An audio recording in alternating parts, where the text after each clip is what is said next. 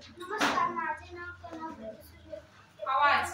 माझ्या शाळेचे नाव रायगड जिल्हा परिषद शाळा सोलापूर. माझ्या गोष्टीचे नाव आहे बकरी. एक मोठं जंगल होतं. त्या जंगलाचं नाव होतं उसर.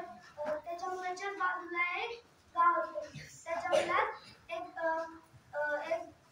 मुलगा राहायचा. तो रोज बकऱ्यांना चारवायला न्यायचा आणि एक दिवशी त्याला कंटाळा आला आणि कनव नावाच्या मुलाला कंटाळा आला. आणि तो त्याच्या मनात आलं की आपण वाचवा बोलून असंच बोलूया, लोकांना बसूया, त्यांची गंमत करूया. आणि जंगलाच्या बाजूला एका टोकाला गाव होतं. त्यांनी तो बोलला, वाचवा वाचवा.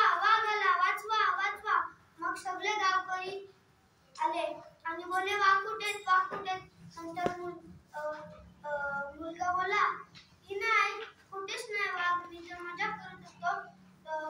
दुसरा दिवस उजाडला आणि एका दिवशी त्याला अजून बोर झालं आणि तो कंटाळा आला आणि तो एका झाडाच्या फांदीवर बसला आणि परत बोलला, वाचवा.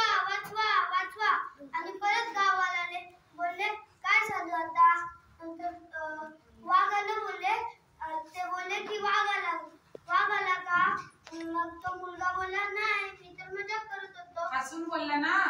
मी तर मजा करत होतो.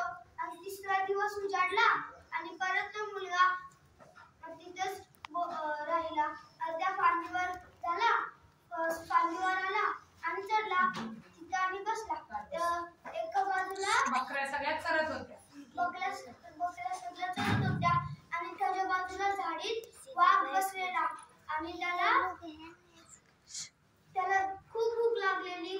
तो गेला आणि त्या बकऱ्यांना सगळ्यांना मारून टाकलं आणि खाऊ लागला. आणि मग तो मुलगा बोलला, वाचवा वाघ आला. नंतर सगळे गावकरी म्हणाले, आता पण हा मजा करत असेल, धन्यवाद. आता काय जायचं नाही. सगळ्या वाघाने सगळ्या बकऱ्या खाल्ल्या. मुलगा रडत बसला.